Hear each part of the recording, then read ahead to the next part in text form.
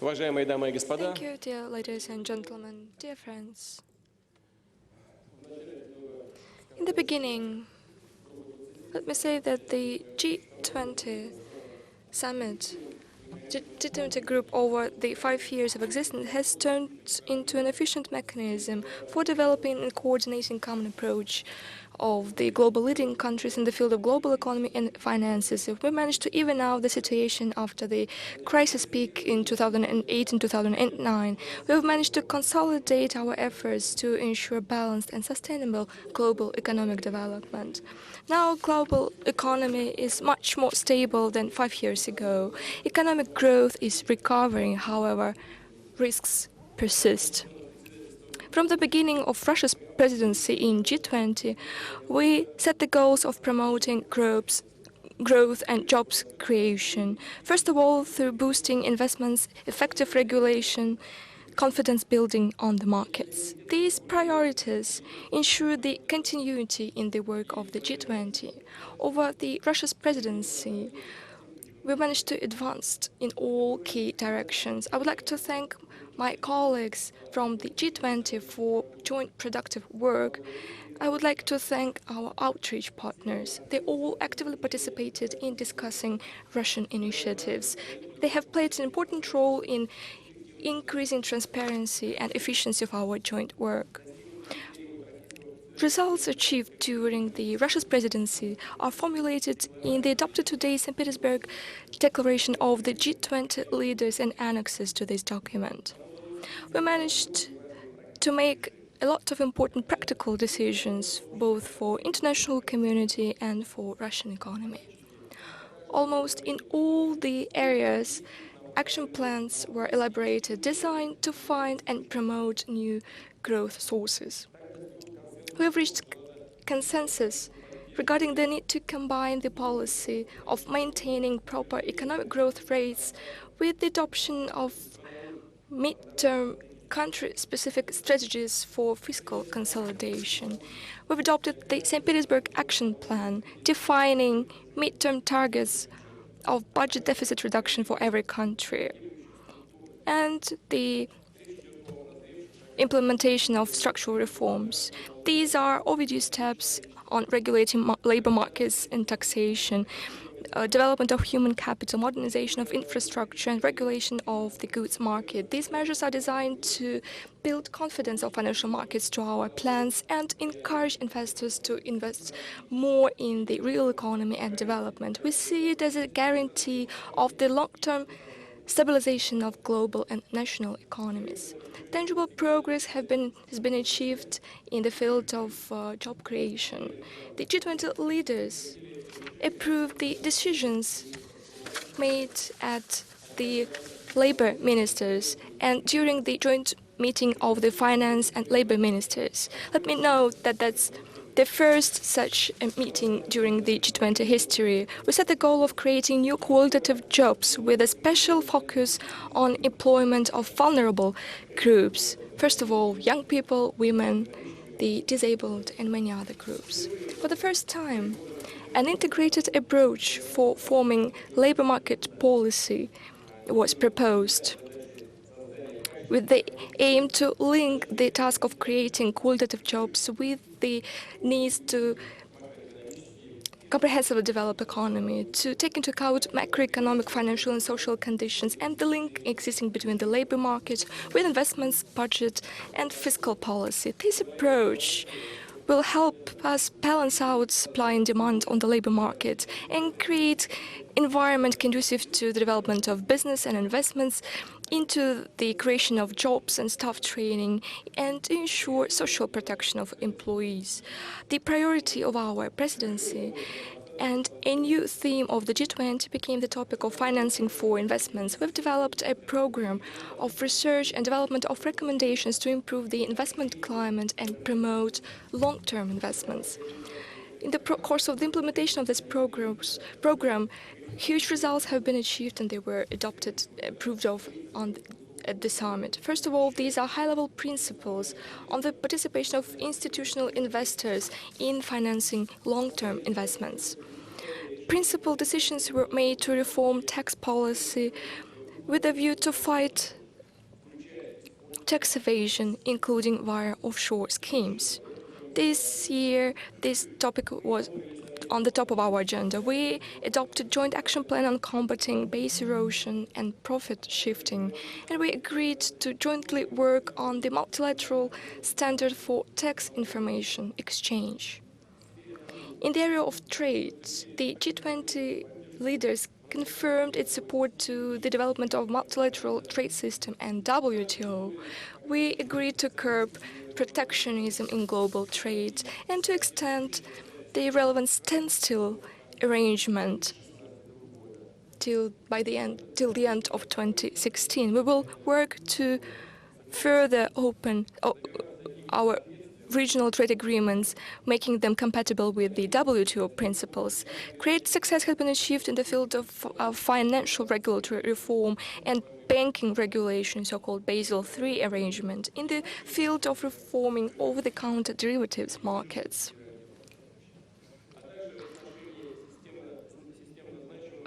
And measures were taken with respect to systemically important financial institutions. It was achieved thanks to the fact that in 2013 the Financial Stability Board has turned into a full-fledged international organization. We agreed that national and domestic financial stability measures should not result in unjustifiably high regulative costs for the participants of financial markets and result in market fragmentation. We will have to carry out an additional assessment of reforms and the impact of reforms in the financial sector on the economic growth. For the first time in the G20 history, we've prepared the accountability report on the G20 development commitments. First of all, in the field of development, its publication will make the G20 work more open with the help of mass media, with the societies of the G20. It will be clear what the G20 is involved in. It will help spread the positive experience of cooperation, first of all with the countries with low income.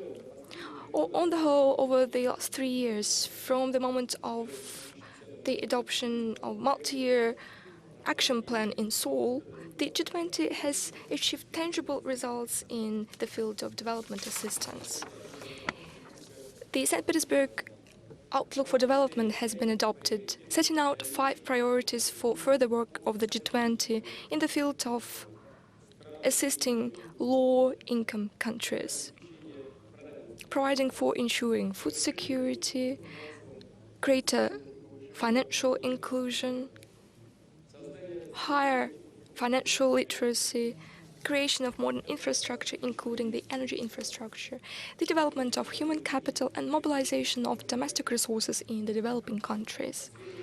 In the field of energy sector, we've confirmed a number of very important principles. First of all, the need to ensure transparency and predictability of energy and commodity markets. Secondly, to promote so-called green growth and support the efforts of the international community in the field of fighting climate changes. Thirdly, to uphold measures in the field of best practice exchanges on regulating the energy sector.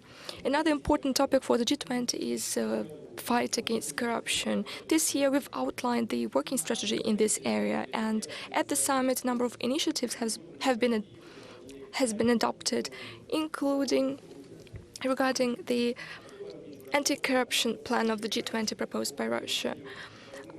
Let me highlight the importance of exchanging best practices on fighting against corruption at major international sports and cultural events requiring huge investments.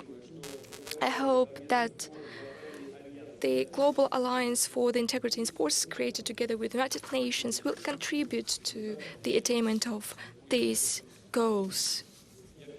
I would like to thank all my colleagues for the constructive work during the St. Petersburg Summit. I believe that the decisions taken by us will be consistently implemented, and the G20 will be an example of efficient cooperation, interaction between the partners. It will contribute to ensuring stability and sustainable development of the global economy and increasing living standards for people. Dear ladies and gentlemen, on the sidelines of the G20 Summit, we held a traditional BRICS Summit. It helped us to compare our points of view regarding the wide range of issues of global economic development, to discuss the interaction within the 5 states. The importance of our association in the global economy is growing. Today, it is the largest market of the world, with 40% of the population amounting to 2.9 billion people. BRICS countries account for 17% of global trade and almost a third of the global GDP. For Russia, the work within the BRICS format is one of the priorities in its foreign policy. We would like to thank our colleagues for substantial contribution to the agenda of our presidency. The ideas put forth by them, together with concrete proposals, have been taken into account in the course of the preparation of the St. Petersburg Action Plan and many other documents. Another important area of the work within G20 is the IMF reform. We believe that the process of the quota redistribution in the IMF towards the developing countries should be completed as soon as possible. We thoroughly analyzed the course of the BRICS Development Bank development. As of today, we've agreed in terms of the bank composition, which will be 5 BRICS states. We agreed on the size of the initial subscribed capital that would amount to $50 billion. The decision-making procedure has been coordinated with regards to the basic decisions of the bank, which will be made based on consensus. We discussed the issues of the creation of contingency reserve arrangement. Our monetary authorities reached an initial preliminary agreement on the quota distribution. Russia will participate in the work of the CR, investing $18 billion, and its total size will reach $100 billion. These measures will strengthen the sustainability of the global financial system, which is not always predictable and depends too much on the state of affairs of just a few issuers and a number of reserve currencies. We asked our finance ministers to continue this work and report back on its results in Brazil next year. In the conclusion, I would like to thank our partners for joint productive work. I believe that these negotiations will contribute to further deepening cooperation within the BRICS format. Dear ladies and gentlemen, I would like to thank you for your attention. Now I'm happy to answer your questions. Let's build our work in the following way. Let's ask only substantial issues, and let's be brief because it's too late. We've been working from morning till night, so please, now the floor is yours. Grozny, let's begin with you.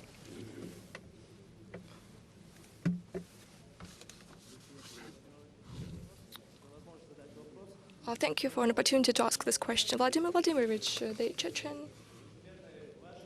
Republic, with the help of your assistance and from some country of cities, were restored together with this social safety net. However, there are problems in the field of industrial development, in the field of job creation. It is a very pressing issue of today. Let me recall that oil industry has always been the driver of our industry. However, right now the construction of oil refineries has been hindered. Could you assist to the restoration of the oil refinery production as a president? That's the first question. And the second question, do you think the second question is not regarding today's topic? Well, do you think that the first question is regarding the topic of this summit? Well, nevertheless, I would like to tell you the following. Grozny, in the Second World War, in the Caucasus, the battles were made for Grozny. Together with other peoples, we protected our fronts. Over all these years, we hope that we will get the title of the City of Honor, but it hasn't happened. Vladimir Vladimirovich, please, could you have an impact on the situation so that the candidature of Grozny could be considered for the nomination? Let me start with the second question. Of course, Chechens had suffered from repressions, and during the Second patriotic World War, they did a lot to defend their country. They show themselves as valiant warriors, and there are a lot of documents confirming that. It is a heroic people, and such were their actions, heroic actions, when our country was at war.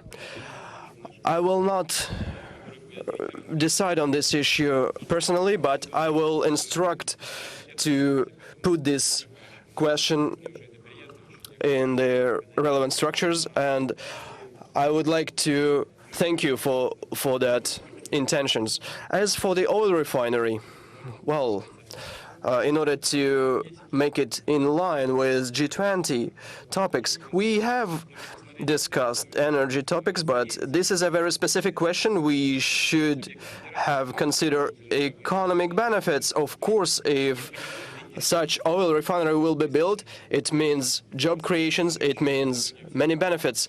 We will come back to that issue, and the relevant instructions will be formulated both to Ministry of Energy and Ministry of Natural Resources.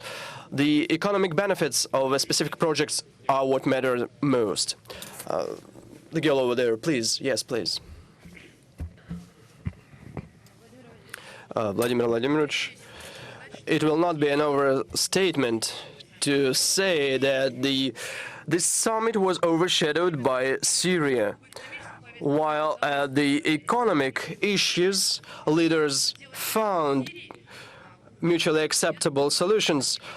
As we know, the issue of Syria was quite divisive, almost half by half.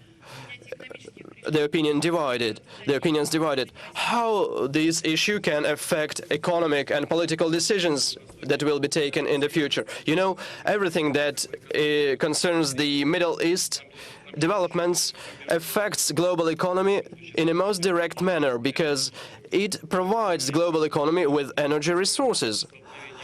When conflicts emerge there, the energy prices start to grow. And what does this mean? This means that those prices suppress the development of global economies. So in such a complex situation in which the global economy is now, it is counterproductive to destabilize the situation in the Middle East. I will be as diplomatic as possible here. Yesterday we spent the entire evening discussing the issue of Syria and other issues that arise with respect to it. We have completed our discussions at 1 a.m. Moscow time, and after that I had bilateral meeting with Mr. Cameron. Actually, the votes, the opinions didn't divide 50 to 50. Who was for military intervention? United States, France, Saudi Arabia, Canada, and Turkey. Mr. Cameron also was advocating military intervention, but the British Parliament was against that.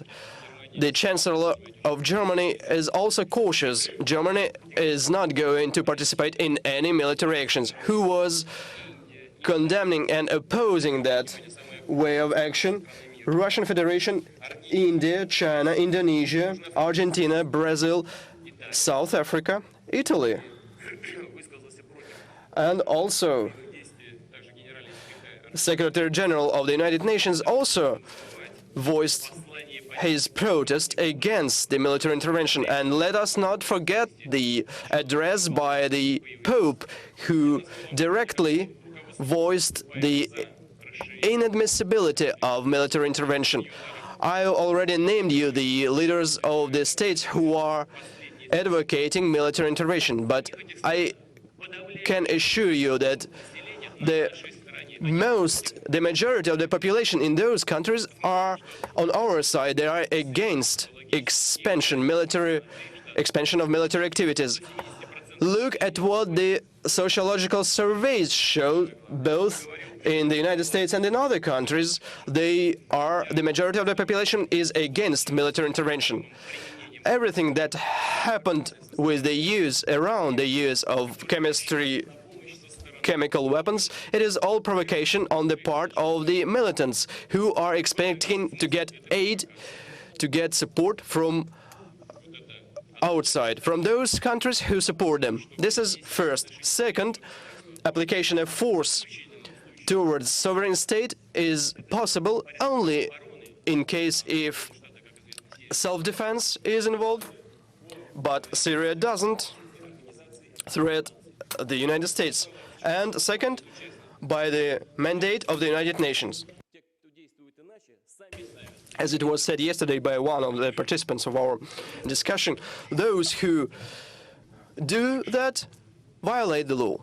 Those who act unilaterally violate the law. Izvestia newspaper. What relation do you have to the United States?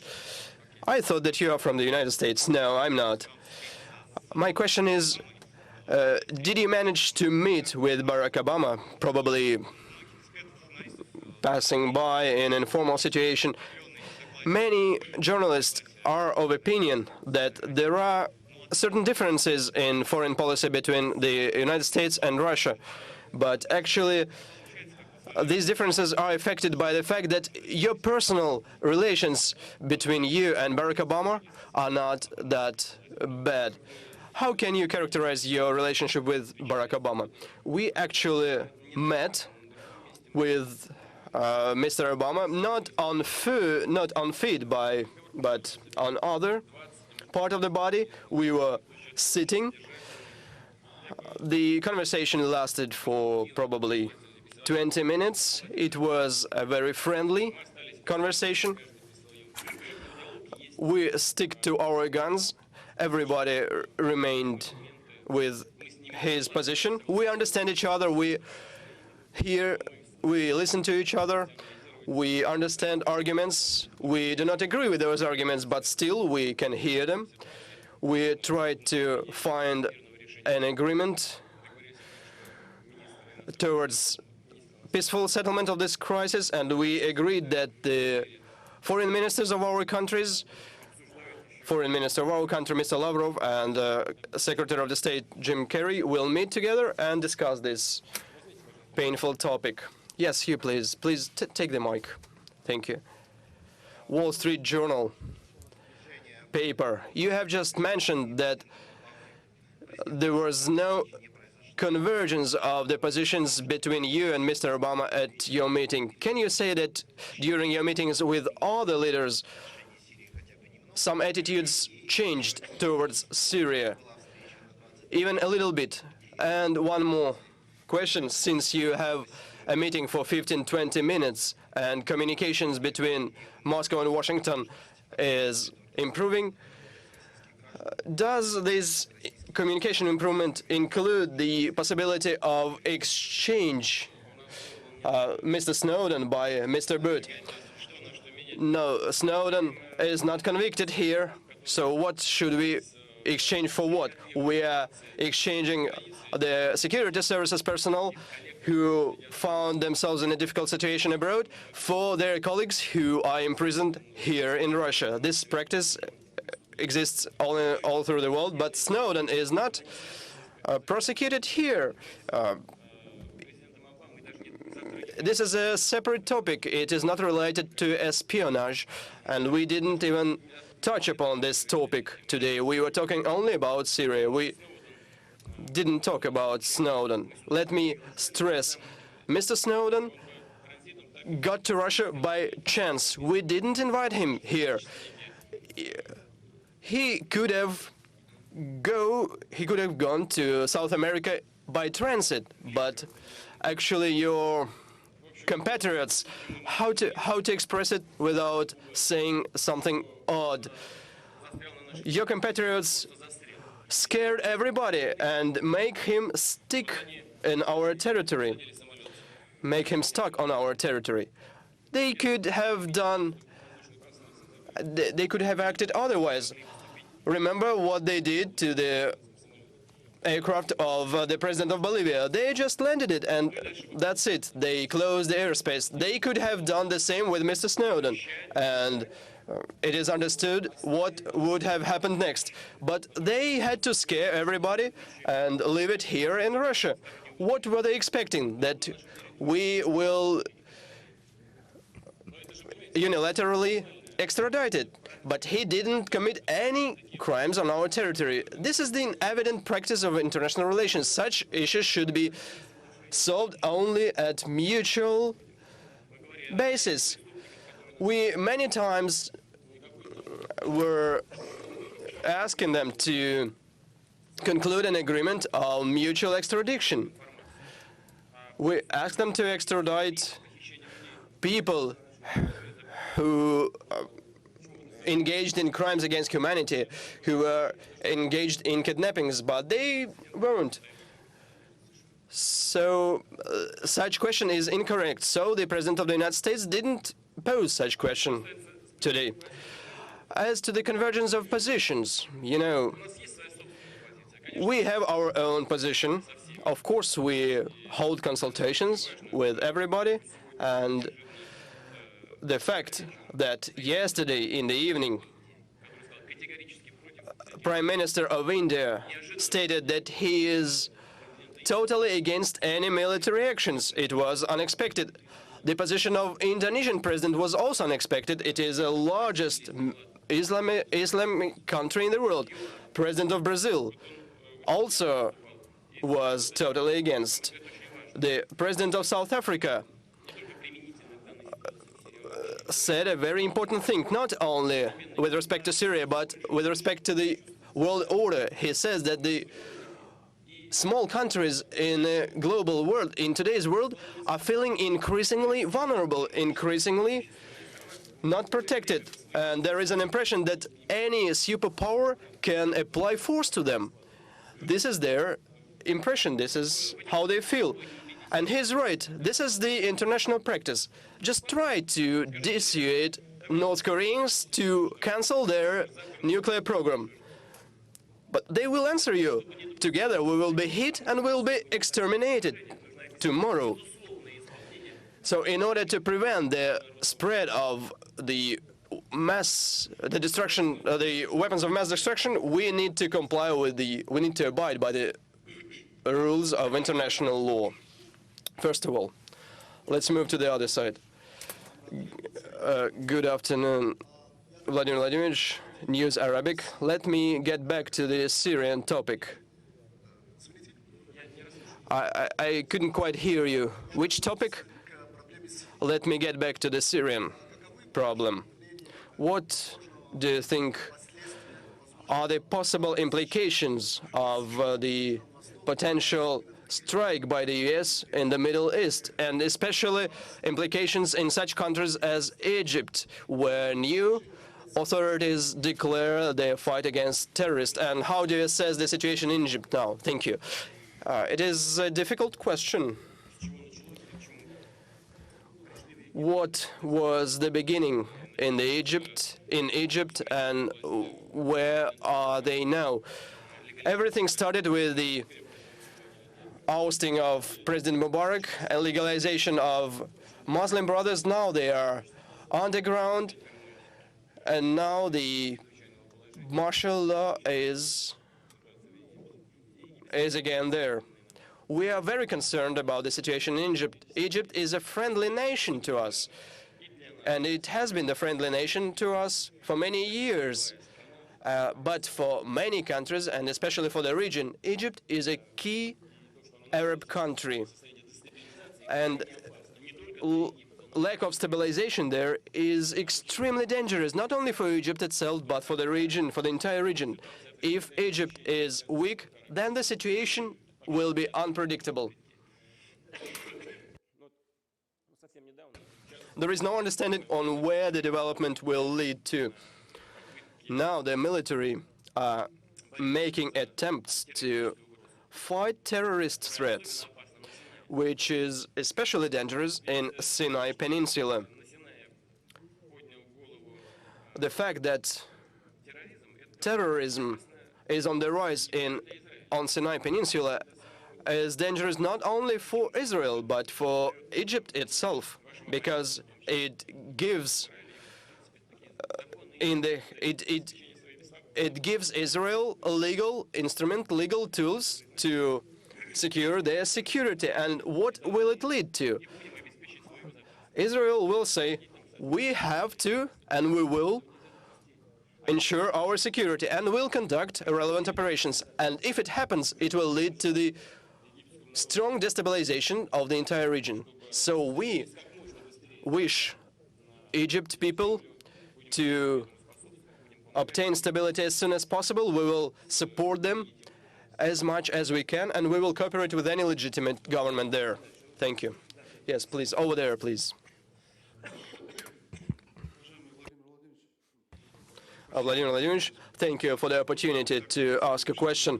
I am the editor of Society and Environment newspaper, and I'm looking at the economy from the perspective of an environmentalist. G20 Summit is a very important, both from substance point of view and from the form, an important event both for the entire world and for Russia itself. I would like to ask you a strategic question. A lot has been said on the summit regarding economy, regarding finance, regarding money, but little is said about environment, about information policies, about social justice, about world visions. But it was your decree that declared the 2013 as a year of environment. So I got an impression that summit tries to avoid the issues of environment and environment protection, and there can also be an impression that the summit is trying to solve the issues of small cosmetic repairs of global economy. But the global economy cannot grow for eternity because our planet is limited. Sometime this growth will end. So let me ask you about your own vision, about the attitudes of world leaders. Are they ready to engage in the talks about environmental sustainability, not only about economy? Well, your statement that development should stop is a mistake. Well, that's what you said. Development should stop one day. Well, we should ask God to prevent us from that. Development is unlimited and it should develop forever. It will be limited only in the situation, here I agree with you, when we will understand that our environment is in a dangerous situation and it has limited resources. It cannot be contaminated forever without any repercussions. I want to agree with you when you said that our leaders did not pay enough attention to this problem. Almost every issue addressed at the summit, starting from the energy sector and systemic measures in the field of financial support, were associated with the environmental issues. Maybe we should have listened to you and to your colleagues involved in environmental protection in the way that environmental issues should have been highlighted as a separate priority. But it is not the fault of the G20 leaders. It's our fault because we are hosts and we should have paid much more attention to this topic. I take it as substantiated criticism and we'll take that into account in the future. The girl over there, the floor is yours. Well, we left Mr. Peskov without a job, who was going to chair this press conference, but he will have a chance to do that. Vladimir Vladimirovich, just a second. I'm sorry. I think there are two more questions and we'll conclude this press conference, but because there are bilateral meetings to come. Please try to be brief and I'll try to be brief in my answer. Let's get back to the Syrian issue because this issue is at the focus of our attention, but it was discussed behind the closed doors. You once said that at no conditions Russia will get involved in the military conflict in Syria. And thus I have a question. If military actions start, well, they are already underway there. Well, not, I'm referring to military intervention. If it happens, in what other countries a similar situation might evolve? Well, you know, I wouldn't even dare to think that yet another country will be subject to external intervention, external aggression. Will we help Syria? Yes, we will.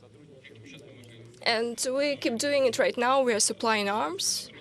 We are cooperating in the area of economy. And hopefully we will cooperate more on humanitarian issues, including humanitarian assistance and giving support to the civilians who are in a very dire situation right now. Now, the last question, please. Have you got sick? Have you got sick? You keep coughing here. Well, you know, no. That's the results from my trip around the Far East. It's the fault of the ACs in the aircraft. So now it is the last question. Of course. So, okay, two more questions.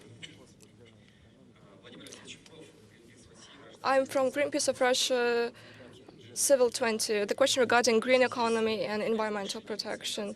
Taking into account the decision to consolidate budgets, what impact will have on our tax policy, including regarding the provision of benefits for offshore companies with a view of high risks of the fact that the investments will not be paid back and the harms for the environment are great. Well, we still have benefits for the offshore operations. In the third reading, additional benefits will be adopted amounting to around $2 billion a year. Well, you know, these are very investment-intensive projects with an unknown final result because the geological survey should be carried out, then preparatory works. Even at this stage, these works are carried out in remote regions with the use of advanced technologies far from the shore and in deep waters, which makes the projects very expensive. That's why without any public support, at least at the initial stage, in the form of benefits and subsidies, this work will not have been carried out ever. Regarding the environmental aspect of this problem, we can say that we will not permit the implementation of any projects that are not thoroughly assessed from the environmental point of view. It is unacceptable on our territory, particularly in the far north, where environmental conditions are very vulnerable. Now we are going to ask the last question. Dost telechannel. I wanted to ask you about the international relations with regards to Belarus. Ural-Kali case, Baumgartner, and the arrest in absentia of Suleiman Karimov. We always compare ourselves to the West, to the United States, and one could hardly imagine such a situation when Director General of Coca-Cola is arrested and authorities keep silent and they are not responding to the situation. What is the reason of your silence? Because you haven't mentioned these cases at all. Have you talked to Lukashenko on this issue? What was his response? Well, I didn't talk to Lukashenko about that, and the silence has to do with the fact that we want to address this issue and not to bring it to the stalemate. It's easy to do when rhetoric is raised, but the problem is to be addressed. Vivian Nunes, Voice of Russia in London. You met with David Cameron very late. Я послушаю лучше, чтобы был точный перевод. You met with David Cameron very late last. Okay. Vivian Nunes, Voice of Russia in London. You met with the British Prime Minister very late last night. How would you characterise your relationship with David Cameron, and are there any problems or obstacles, or what would you say? Ну, у нас есть разное понимание ситуации. Well, there is a difference in opinions with regard to the situation evolving in Syria. That's well known. But we also highly value the independent importance of British-Russian relations. Our mutual trade is growing, and it keeps growing further. It is an upward trend. Our relations with Great Britain are very special from the political point of view because both Russia and Great Britain are permanent members of the UN Security Council. We cooperate within the framework of this very important platform. We do a lot together in the field of improving relations between Britain and the European Union, and we would like to thank our British partners for that. Thanks God, I cannot see any substantial issues that would complicate the Russian-British relations, and we are thankful to our British partners for their interest in the development of our links. Thank you very much. What's over there? Okay, go ahead. Hopefully you're from Asia. Well, you can not see from there. Vladimir Vladimirovich? Chinese agency, I would like to congratulate you on the success of this summit. I've got two questions to you. The first question is that I know that yesterday you met with the chairman of China and signed a number of documents in the field of cooperation. Both sides showed their preparedness to develop this cooperation further. How are you going to strengthen Russian-Chinese links? The second question is that we know that over that currently a number of huge large-scale events are going to take place in Russia, such as BRICS, APEC, Olympic Games, Football World Cup, World Championship. What are the initial intentions to host such major events, international events? I didn't get your question. What is the question? What are the reasons behind hosting such large-scale international events? Well, the first question regarding Russian-Chinese relations. Indeed, China is our strategic partner in substance, which is could be characterized not by the amount of our mutual trade.